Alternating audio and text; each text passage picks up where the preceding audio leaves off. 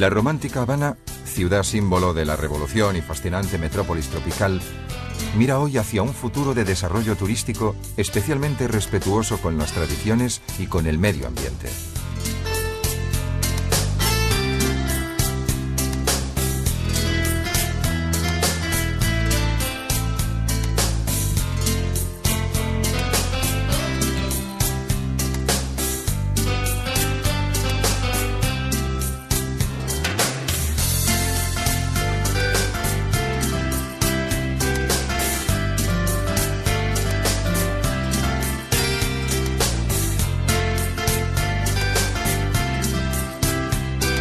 En la costa septentrional de la isla, el paseo marítimo del Malecón, cerrado por fortificaciones del siglo XVI, muestra en una sucesión de contrastes pintorescas casas coloniales y modernos rascacielos.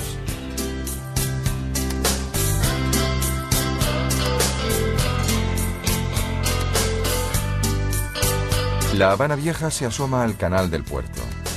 A su lado se encuentra el barrio de la Habana Centro, delimitado por el paseo del Malecón. Al oeste se halla el barrio del Vedado, inspirado en los barrios residenciales norteamericanos.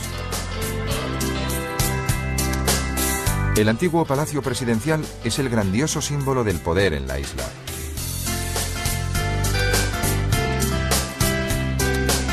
El Capitolio Nacional, punto neurálgico de la Habana Centro, destaca en el paisaje de la ciudad por sus dimensiones y por su altísima cúpula.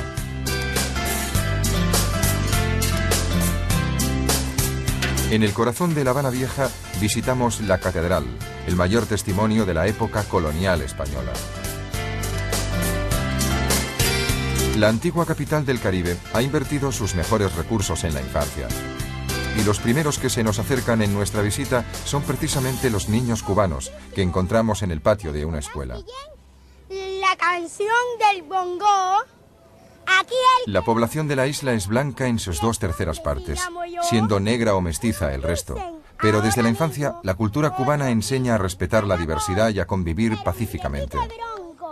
Pero mi profunda voz convoca al negro y al blanco, que bailen el mismo son. Cueripardos y almiprieto, más de sangre que de sol. Pues quien por fuera no es noche, por dentro ya oscureció.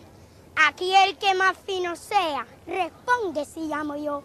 En esta tierra mulata, de africanos y español, Santa Bárbara de un lado y del otro lado, Chango.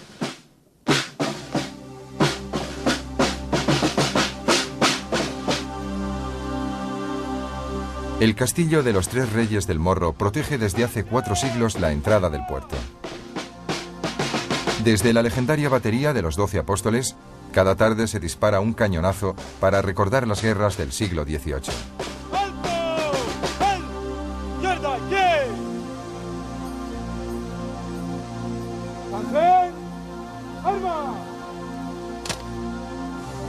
Esta fortaleza, que había hecho inexpugnable la Habana, se construyó en el siglo XVI para defenderse de los frecuentes y desastrosos ataques de los corsarios y de los bucaneros que devastaban el Caribe. ¡Fuego!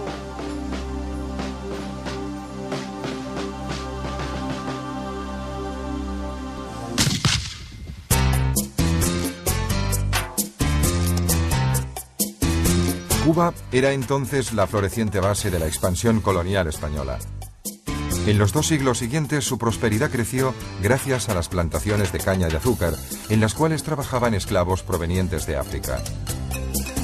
La Habana representaba así un interesante botín. Fue por ello que se hizo necesaria la construcción de una serie imponente de fuertes y murallas.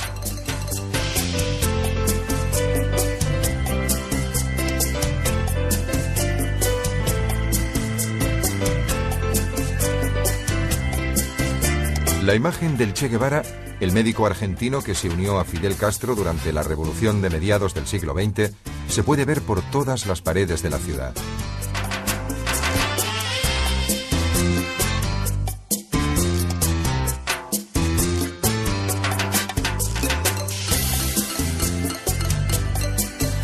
El movimiento de los barbudos, los revolucionarios que bajaron de las montañas guiados por Fidel Castro, implicó bien pronto a todo el país y en enero de 1959 el dictador Batista se vio obligado a huir.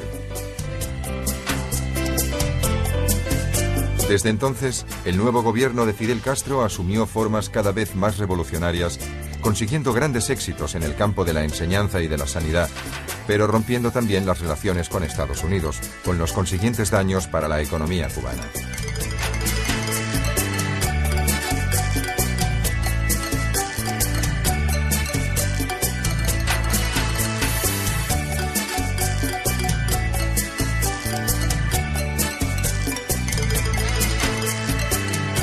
Desde el balcón del Palacio Presidencial, residencia de Batista, Fidel Castro anunció la victoria de la Revolución Cubana.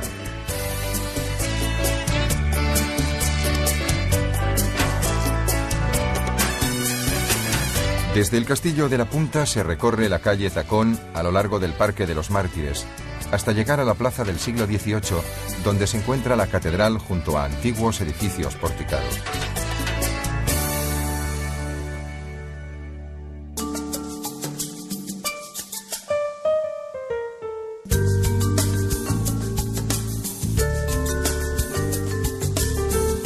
Sin recursos que destinar a nuevas edificaciones, la ciudad se ha limitado a conservar los elegantes barrios barrocos de la época colonial. Desde hace algún tiempo se han empezado cuidadosas obras de restauración de los edificios históricos y de sus patios interiores. Un ejemplo de ello es esta bonita galería de arte.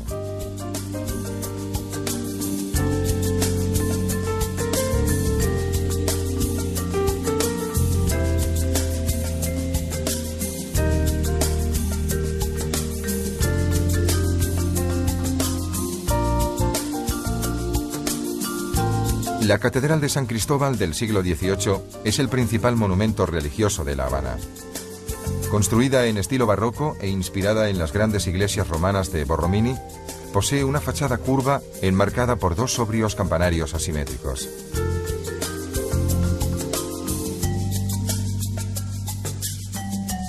El edificio se encuentra en la principal plaza histórica de La Habana, la Plaza de la Catedral. A su lado hay un monasterio, en cuyo interior se encuentra un jardín de plantas tropicales. En el campanario de la derecha hay una gran campana de 7 toneladas de peso.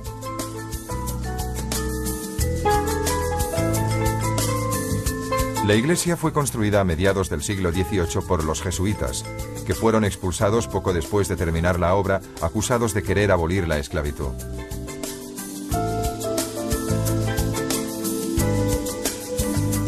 A lo largo de todo el siglo XVIII, en la catedral se conservaron los restos de Cristóbal Colón.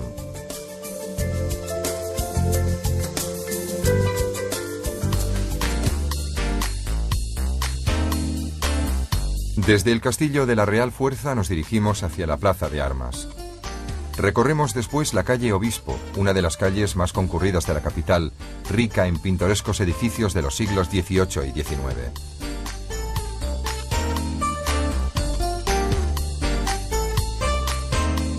En La Habana se halla una de las más antiguas fortalezas del continente americano, el Castillo de la Real Fuerza, que conserva en una de sus torres el símbolo de la ciudad, la estatua de la Giraldilla, que representa a una mujer llevando una cruz que hace de veleta.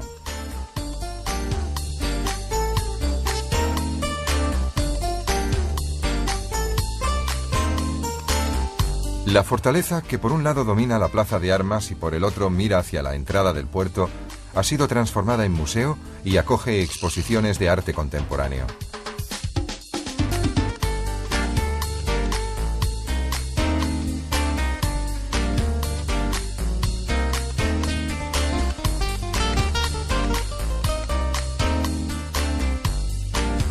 En la Plaza de Armas se encuentra el edificio barroco más bonito de La Habana, el Palacio de los Capitanes Generales, hoy Museo Histórico de la ciudad.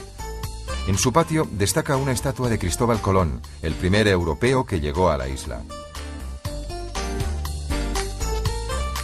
Yo quiero saber de dónde son los cantantes, que lo encuentro muy elegante.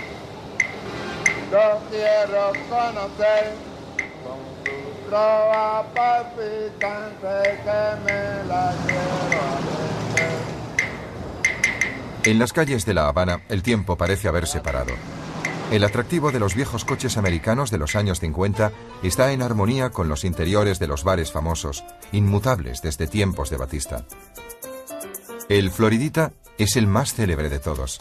Su fama va unida al daiquiri, el cóctel a base de ron, limón, azúcar y hielo triturado, descrito en las narraciones de Hemingway, un asiduo de los bares cubanos.